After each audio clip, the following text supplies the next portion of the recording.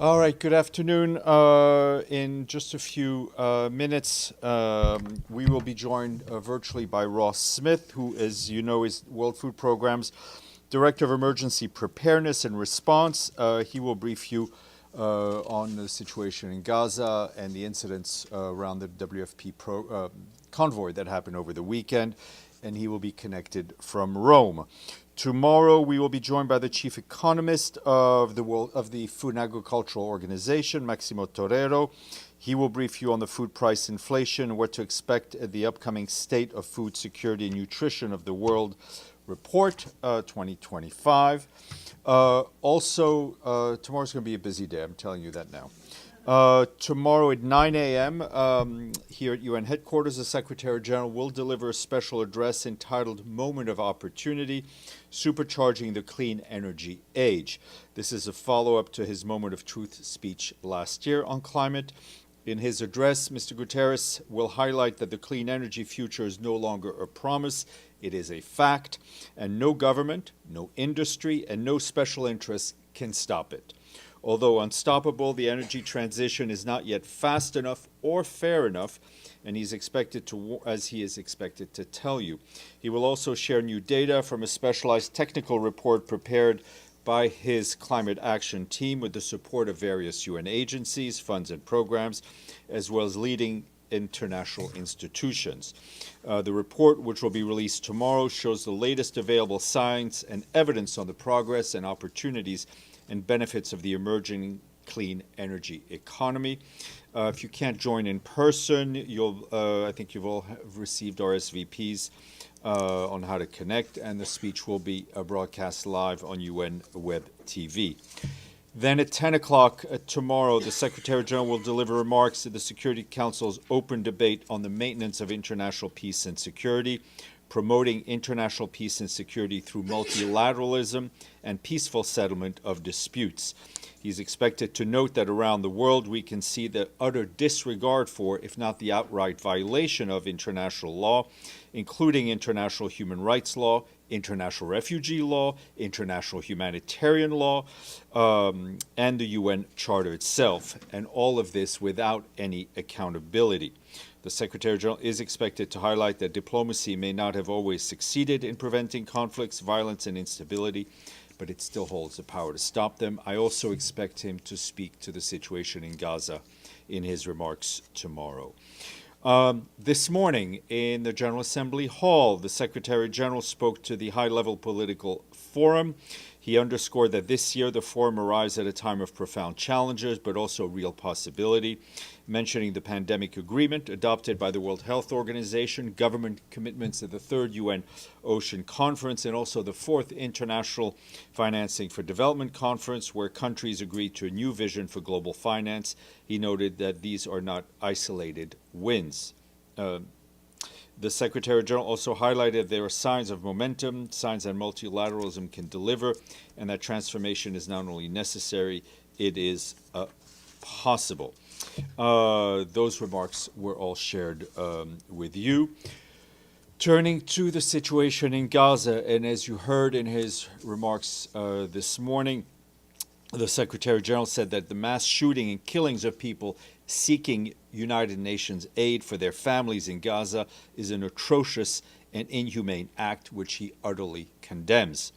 You will also see that on Sunday, the World Food Programme convoy carrying vital food assistance crossed from Israel into Gaza and encountered large crowds of desperately hungry civilians. You'll hear more about that from our guest, Mr. Ross. As for our colleagues at the Office for the Coordination of Humanitarian Affairs, they tell us that amid ongoing shelling, displacement, and destruction, it continues to receive deeply concerning reports of severely malnourished people who are arriving in medical points and hospitals in extremely poor health. Yesterday, the Ministry of Health reported that more than a dozen people, including children, have reportedly died from hunger in the last 24 hours. Our agencies on the ground warn that the conditions in Gaza are nearly impossible there. Civilians must be protected, and the consistent and safe delivery of aid at scale must be facilitated to reach more than 2 million people on the brink of famine. And as you are well aware, over the weekend, Israeli military issued another displacement order in Deir al-Balah, spanning 4 neighborhoods. Our humanitarian affairs colleagues warned that the mass displacement order has dealt yet another devastating blow to the already fragile lifeline keeping people alive across the Gaza Strip.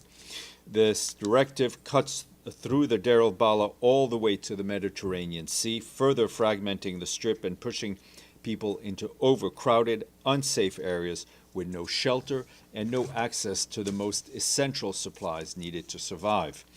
Initial estimates indicate that between 50,000 and 80,000 people were in the area at the time the order was issued, including 30,000 families sheltering in 57 various displacement sites. Several primary health clinics and medical points within the newly designated areas is the southern Gaza desalination plant and other vital water infrastructure. The plant is a main source of drinking water for internally displaced people in Al-Mawasi, and it serves hundreds of thousands of people, producing about 2,500 cubic meters of water per day. The loss of this facility would be catastrophic for the people who depend on it for access to fresh water. As of early July, 80% of water, sanitation, and hygiene facilities fall within the Israeli militarized zone or in areas that have been placed under displacement orders. In June, it was estimated that 93% of households have no access to direct water.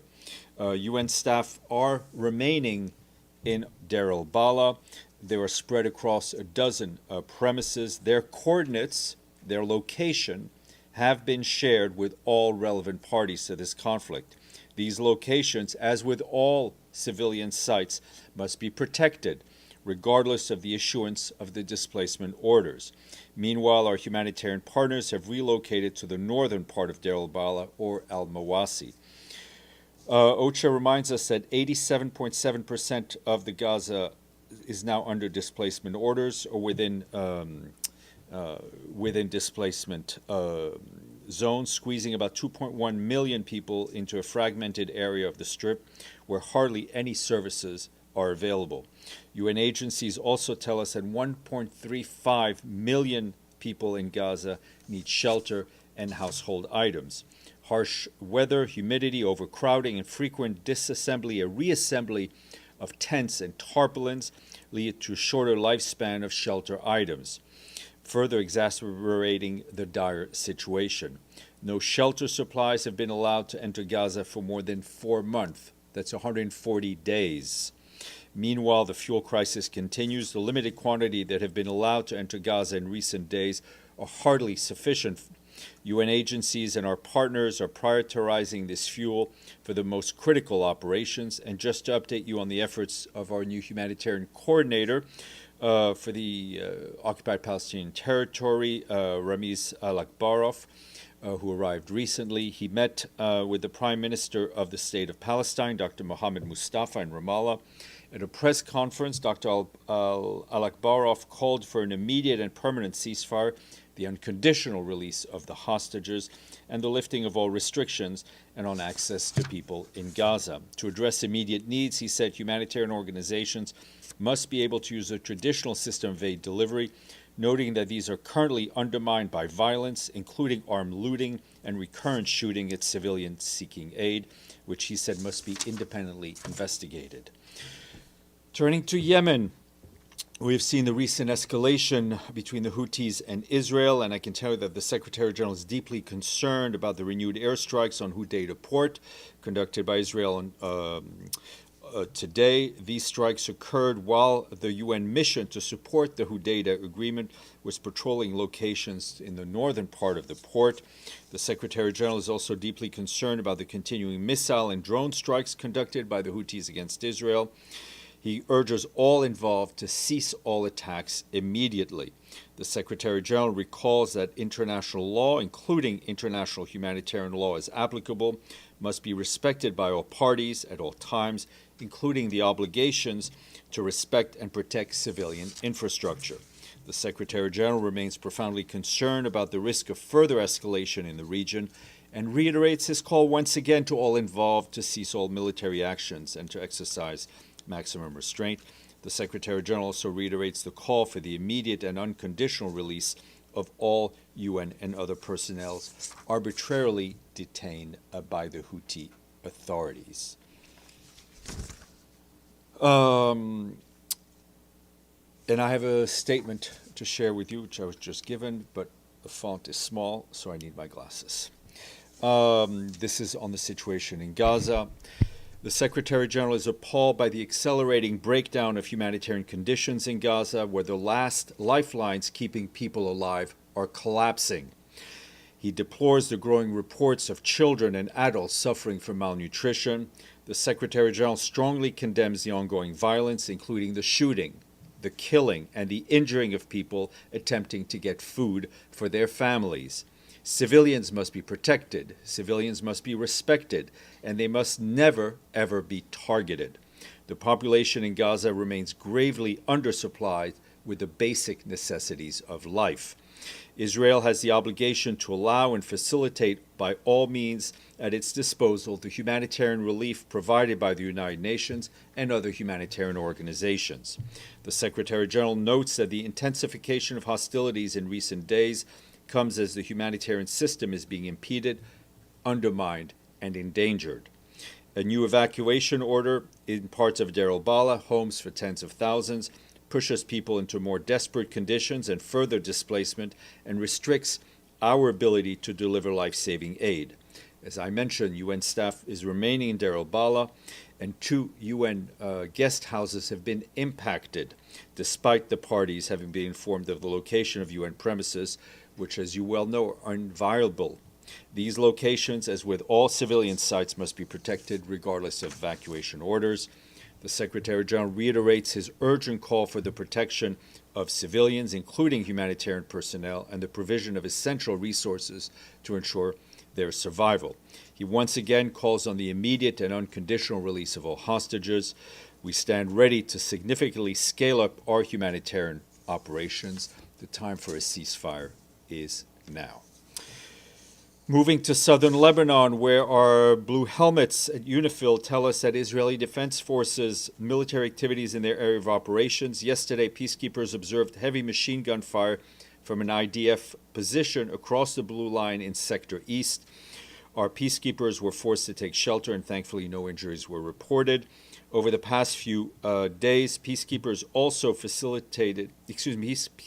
also faced incidents of aggressive behaviors by local individuals in Sector West. Once again, it is important to reiterate that the peacekeepers' ability to move freely and safely is a key requirement for mandate implementation. The parties must ensure the safety and security of our peacekeepers. On Friday, UNIFIL members found 2 unauthorized weapon caches in Sector West, including tunnels containing rockets, mortar rounds, and anti-tank missiles, as well as launchers. All of them were referred to the Lebanese Armed Forces for disposal. UNIFIL peacekeepers continue clearing debris and rubble from roads due to recent conflict in coordination with the Lebanese army. Peacekeepers also recently cleared several roadways, allowing civilians, Lebanese soldiers, and the peacekeepers themselves to move around more easily, including in Nakura and in other towns. UNIFIL soldiers have conducted over 280 such operations in South Lebanon since the cessation of hostilities understanding of last November. And on Friday, Lebanese Navy joined a UNIFIL maritime task force ship in patrolling the territorial waters of Lebanon. This kind of joint activity supports the Lebanese Navy in conducting standard maritime operations. Moving next door to Syria, our humanitarian colleagues tell us that more than 93,000 human beings have been displaced due to the escalation of hostilities we saw in Sweda Governorate as of yesterday. That displacement took place both within Sweda and towards neighboring Dara Governorate and rural Damascus.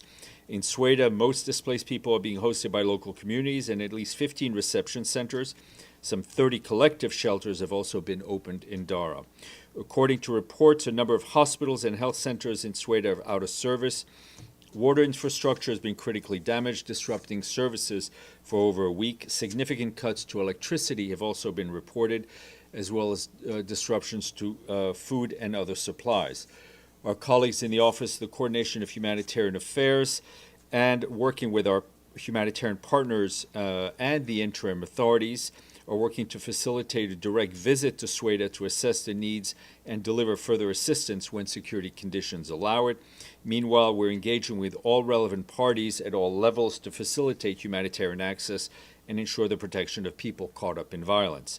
On Sunday, a first aid convoy deployed by the Syrian Arab Red Crescent reached Sweda city and the district of Salkhad in Sweda itself, where the majority of displaced people sought safety.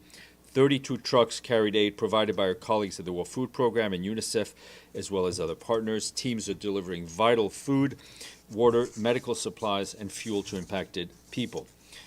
Tom Fletcher, our emergency relief coordinator, welcomed the initial delivery as desperately needed first step, but said much more relief is needed. He said our teams in country and at UN headquarters are mobilized to move as much as we can. We're working with our partners to prepare next convoy of supplies to be sent through the Syrian Arab Red Crescent Society. Meanwhile, in Dara, we and our partners are delivering food, nutrition, water, health, and other critical items to newly displaced people reception centers. We continue to urge all parties to protect people who've been caught up in the violence, including allowing them to move freely to seek safety and medical assistance. You will saw over the weekend we issued a statement in which the Secretary General welcomed the signature of the Declaration of Principles between the government of the Democratic Republic of the Congo and the M23 movement. That signature was done in Doha, in Qatar. The Secretary General commends this important step, which opens a pathway towards lasting peace and security and the return of persons and refugees. He urges all parties to ensure the swift implementation of the commitments undertaken and expresses his appreciation to the state of Qatar for its facilitation of this process. We remain committed to supporting efforts towards peace, protection of civilians, stability in the DRC, in close collaboration with national, regional, and international partners. Turning to the situation in Sudan, our humanitarian colleagues warned that the humanitarian crisis in Sudan continues to deepen as cholera is increasingly spreading. Just yesterday, an association of Sudanese doctors in Tawila in North Darfur reported more than 1,300 confirmed cases in just 1 week. That's a dramatic surge and underscores the urgent need to scale up our response. Tawila, as you will recall, is hosting several hundred thousands displaced men, women, and children, the majority of whom fled deadly attacks in the famine-stricken Zamzam camp near Al-Fasher in mid-April. Our partners on the ground have been struggling to keep pace with the growing needs in the area, and the challenges will only increase as the rainy season sets in. Local and international partners have set up cholera treatment centers, but the current capacity is far from sufficient to cope with the rising caseload. Additional resources are needed immediately. This includes more treatment centers, mobile health facilities, ambulances, and waste management tools. Meanwhile, in eastern Sudan, in Kassala state especially, OCHA says that earlier this month more than 1,400 people were displaced because of flooding that followed heavy rains. More than 280 homes were destroyed. A needs assessment mission by OCHA and our partners found that people returned to their villages are forced to rely on open water pools, contaminated waste, and other pollutants, as no other source of water is available. This obviously increases the risk of waterborne diseases. In White Nile State, many residents are returning to their homes. In Umrimta locality, an assessment by OCHA and our partners last week found that health, water, sanitation, hygiene support is urgently needed. We and our partners are working to mobilize supplies before the rain cuts off access. And returns to Khartoum and Blue Nile State are also increasing, with authorities beginning to restore basic services. At Sudan's northern borders, returns from Egypt have surged. IOM tells us that nearly 200,000 people have crossed back into Sudan so far this year. IOM says that since November last year, more than 1.3 million have returned to their areas of origin. However, those who are returning face serious challenges as the threats, especially from the threats of unexploded ordnance. These conditions often lead families to return to displacement sites, undermining the sustainability of these efforts. And last but not least, turning to Europe and Ukraine, Our humanitarian colleagues tell us that over the weekend and into today, attacks killed nearly at least 20 civilians and injured more than 100 others, including several children. That's according to authorities. As you know, we condemn any killing of civilians. These strikes impacted the capital, Kyiv, as well as western and frontline regions, damaging homes, schools, and health facilities. In western Ukraine, in the Ivano-Frankivsk region, which hosts many displaced people and had previously been less impacted by hostilities, they suffered the largest attack since the escalation of the war in 2022. And in eastern and southern Ukraine, hostilities in areas near the front lines of Donetsk, Dnipro, and Kherson regions also caused civilian casualties and further damage to schools, health facilities, and apartment buildings. In Odessa, and Kharkiv, and Sumy, other regions are also reported that homes and shops were destroyed, electricity and public utilities were disrupted. Humanitarian organizations with support from our agencies provided shelter materials, non-food items, and other support and assistance for children in Odessa, Pavlograd, Kyiv, and Ivano-Frankivsk. They coordinate with local authorities and first responders. That's it. Edie, then Michelle. Thank you, Steph. When you said that the Secretary General was concerned or what about 2 guest houses in Deir el-Bala being impacted? Yeah. What does impacted I mean? mean, they suffered damage. The UN staff inside was, to say the least, rather rattled, and we're trying to assess the damage. Okay. And you said that the UN is definitely planning to stay in That's correct. Deir el-Bala. Is there any indication of how many Palestinian civilians have fled or are leaving the area? Well, we have the number right now that have been impacted, which I shared with you. Obviously, we'll have to wait about 24 hours to see how many actually leave. And in terms of cholera in Sudan, is there any output from what's happening in El Fasher of whether the cholera outbreak has gone there as well? Our ability to work in El Fasher is severely limited, to say the least. Michelle. Thank you, Steph. When you say these guest houses were struck, but with what and by whom? And, oh, sorry, go ahead. Yeah. One we understand may have been an incendiary device. Others were shrapnel. Unclear whether it was targeted, whether it was just combat. As I said, the investigation is ongoing. So unclear which party? It's ongoing, but obviously, I think as you saw, there were heavy reports of Israeli airstrikes in the area. And then when you speak about the staff that are staying in the area that's under the evacuation order, how many staff are we talking about? I'm not going to go into exact numbers at this point, but they are both international from a wide variety of countries and national Palestinian staff with their dependents. Gabriel. Following up on both of those questions, what would be a point where the Secretary General feels that it is no longer safe for UN staff to work in Gaza? Look, the assessment is made, I'd like to say, not more than daily, right, depending on the conditions on the ground. I mean, the Secretary General obviously is ultimately responsible for the safety of the staff. We also have a responsibility to those Palestinians that we've been desperately trying to help, especially since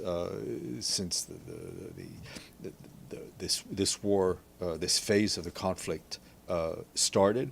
I can tell you that our colleagues on the ground are more than dedicated. I mean, I think dedicated doesn't really carry the sentiment that they show every day in staying in the front lines, staying in safe houses that are being attacked, trying to deliver aid, as one of our colleagues mentioned, sitting in, I think Carl Scow mentioned, sitting sometimes in cars for 16 to 18 hours waiting for a green light. We can only salute the work that they've been doing, as well as all of our Palestinian colleagues who not only are there as humanitarian workers, but are there as Gazans and who are themselves hungry, who are themselves worried about feeding their families. Deji, then Pam. Also, a follow-up first on the UN facilities in Deir Bala. As I understand, if I understand correctly, the UN staff is going to stay in Deir Bala no matter there's evacuation order or not. Am I understanding correct? We are staying, currently staying. And as we've been saying from the beginning, when it comes to the protection of civilians, the protection of humanitarian workers, Israel has a responsibility to protect them, whether they stay or whether they go. So, which means in Deir Bala, those UN staffers will, or let me put it this way, will be against the evacuation order to stay? Yes. Okay, so if there's evacuation order, why they have to stay there? I mean, technically speaking, all the population will leave. So what's Well, I mean, first of all, Gaza is not a very large place. Deir al-Bala is our hub, is our humanitarian hub, right? From there, staff is dispatched to different parts of Gaza. That's where equipment is. This is where our headquarters are. We will, of course, follow and try to deliver humanitarian aid where the people are, and we've continued to do that. And another thing is today more than 20 countries put a joint statement to demand ending of the war in Gaza. Any response from the Secretary General? I don't think the statement was addressed to the Secretary General. The Secretary General has been demanding an end to this conflict for quite some time, as you hear me say every day. He's been asking, demanding a ceasefire. He's been demanding the release of the hostages. He's been demanding the delivery of humanitarian aid, at a scale that meets the needs. Pamela Falk. Thank you, Steph.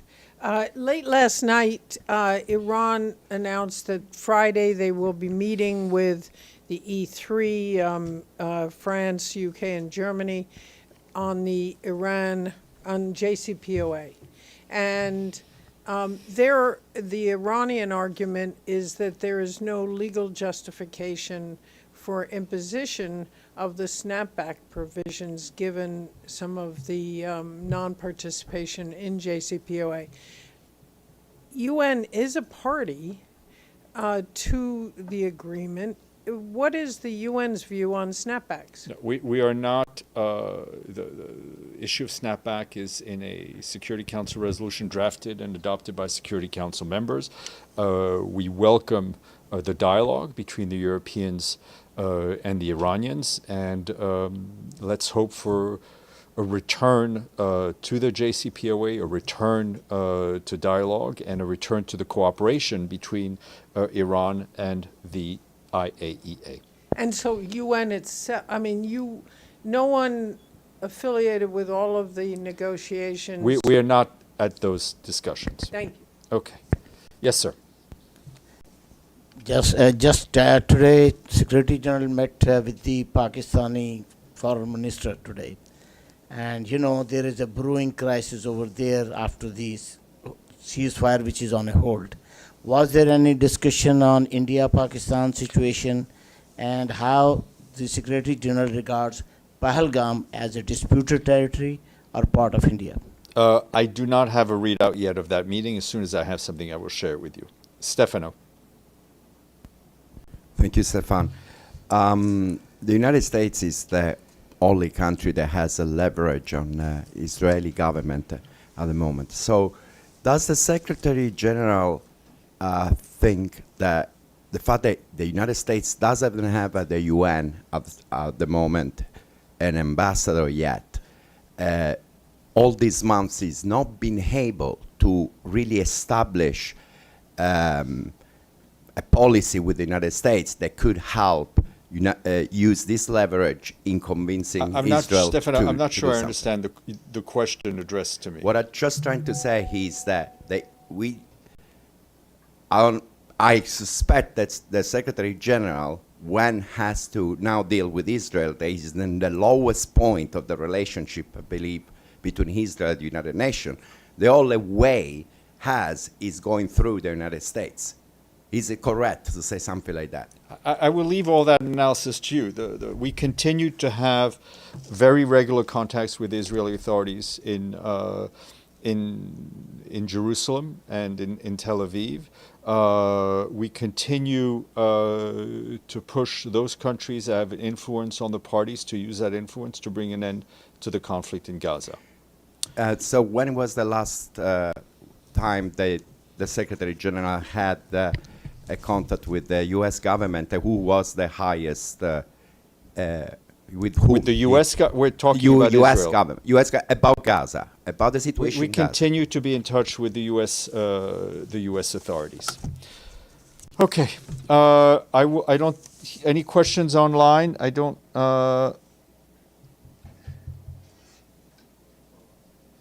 No, I don't see anything. Okay, let's go to our guest.